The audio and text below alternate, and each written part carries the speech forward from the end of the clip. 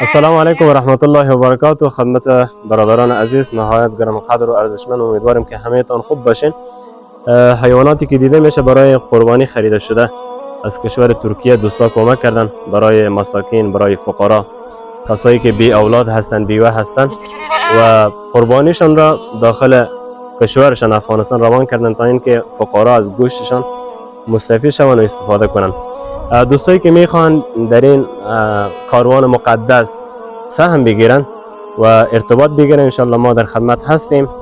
دوستایی که توان مالی دارن یا دوستایی که میخواهن قربانیشان در افغانستان روان کنن و از گوشتشان فقار استفاده کنن، انشالله ما در خدمت هستیم. موفق و کامگار باشید. السلام علیکم و رحمت الله. السلام علیکم و رحمت الله و برکاته. خدمت دوستای عزیز، امیدواریم که همه تان خوب باشین. برادری که دیده میشه ریش سفید هست، فقیر هست و بی اولاد هست.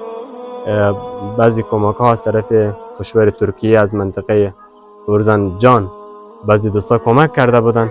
دیدیم که اینجا مستضعفین زیاد هست، قربانی را زیادتر گرفتن. برای شخص هم قربانی برشان گرفتم تا اینکه عید قربان از گوشت قربانی استفاده کنن، ثوابشان برای کسی که کمک کرده و مبلغ زیر روان کرده ثواب برش برسه و دعای خیر داشته باشن. سپاسگزارم از همه بزرگان، از همه جوانایی که به نیت خیریه دارن کمک میکنن و دست مستضعفین بیچارگان را میگیرن، خصوصا در روز خوشی که اینا قربانی داشته باشن. واقعا خیلی سخت است.